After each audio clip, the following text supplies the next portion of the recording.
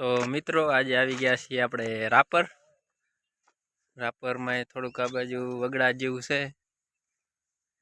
અહીંયા કને એક સરસ કમલા દેવી માતાજીનું મંદિર છે। જગ્યા પણ સારી છે। તો તમને દર્શન કરાવું કમલા દેવી માતાજીના। તો વિડીયો સાથે જોડાઈને રહેજો।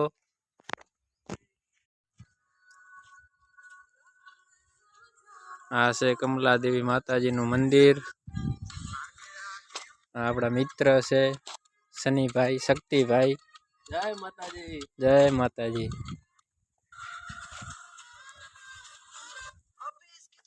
અહીંયાનું વાતાવરણ છે।